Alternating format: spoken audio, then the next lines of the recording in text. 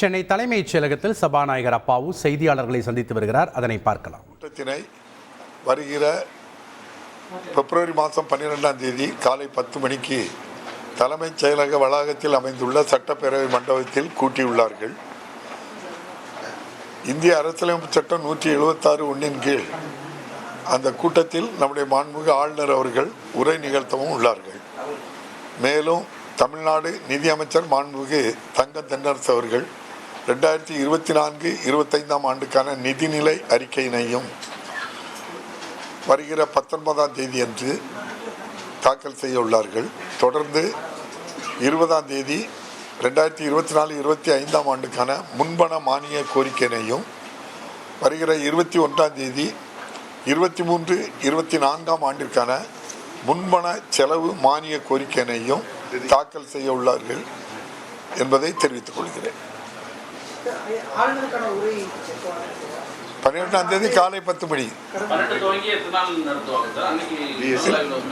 இல்லை, அது பிஎஸ்சி நம்ம பிஎஸ்சி கமிட்டி தானே கூடி முடிவு பண்ணோம்.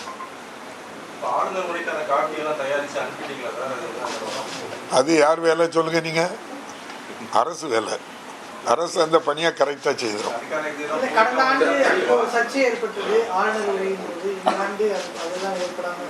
சர்ச்சை நம்மளால ஒன்றும் இல்லைல்ல. சட்டப்பேரவை தலைவர்னாலே அரசாலேயோ எந்த சர்ச்சையும் வரல. நல்லா இருக்கும் இந்த வருஷம். எதிர்கட்சி தலைவர் அந்த பஞ்சாயத்து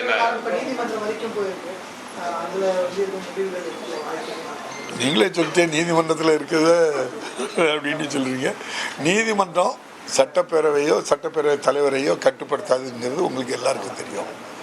இப்போ நீதிமன்றத்தில் போய் அவங்க கேட்டிருக்காங்க. நீதிமன்றம் என்ன தீர்ப்பு வழங்குதோ அது வேற சமாச்சாரம்.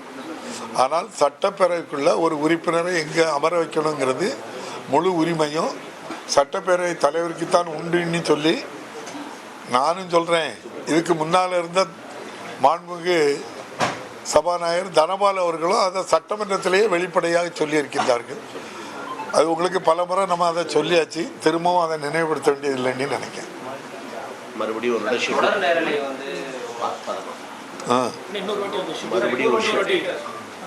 ஷெட்யூலா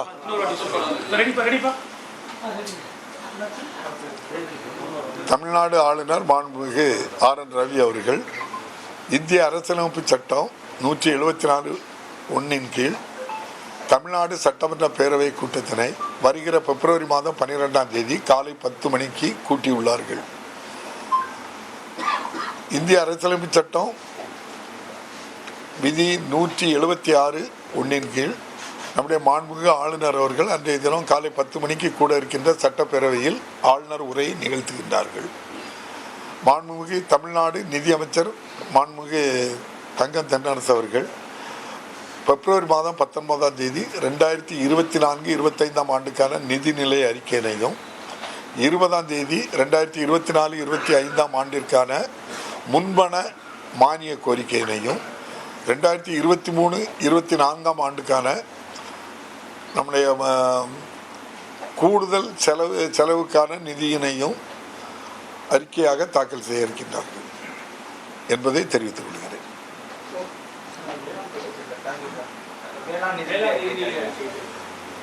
இப்போ நான் சொன்ன 3 வருது. பிறகு படிப்படியாக உங்களுக்கு நீங்கள் என்ன தேவையோ சொல்லிவிடும்.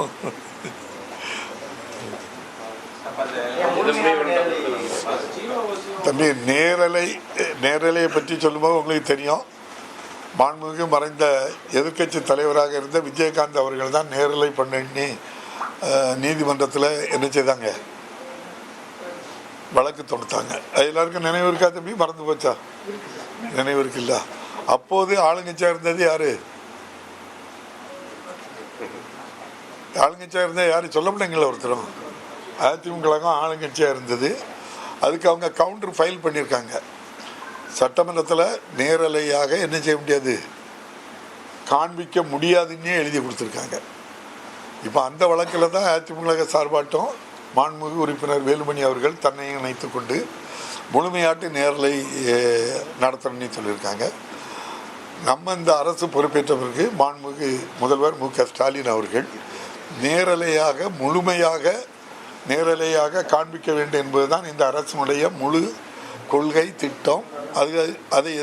அதை நோக்கி தான் தற்போது ஆரம்பிக்கப்பட்டிருக்கின்றது.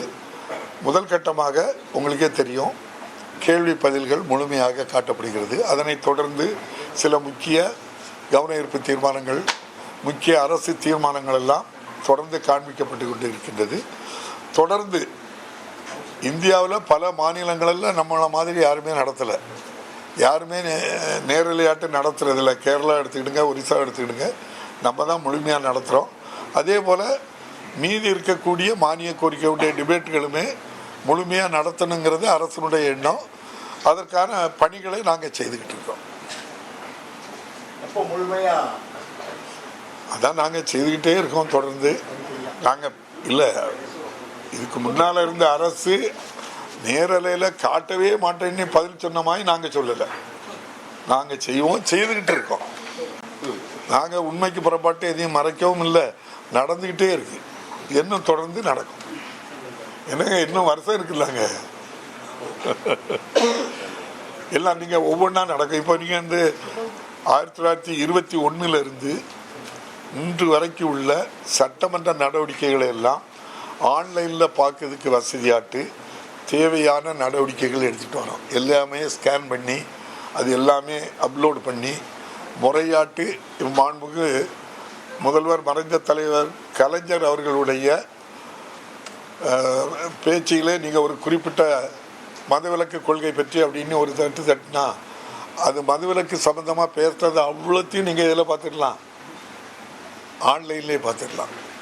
இது எல்லாமே இந்த அரசு பொறுப்பேற்ற பிறகு தான் இப்படிப்பட்ட நவீன தொழில்நுட்பத்தை என்ன செய்கிறோம், சட்டமன்றத்துக்கு உள்ளேயும் பண்ணுறோம்.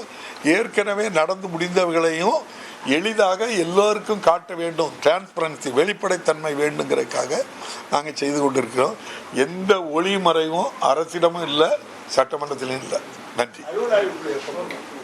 அதான் உங்களுக்கு தெரியுமா, ஆளுநர் உரை நிகழ்ந்த உடனே அடுத்த நிமிஷம் இங்கே உடனே வந்து கூப்பிட்டு இதே அவையில் இந்த இடத்துல வந்து எல்லாரும் கூடி ஒரு முடிவு எடுப்பாங்கல்ல. நன்றி. நன்றி. செய்திகளை உடனுக்குடன் தெரிந்து கொள்ள உடனே சப்ஸ்கிரைப் பண்ணுங்க.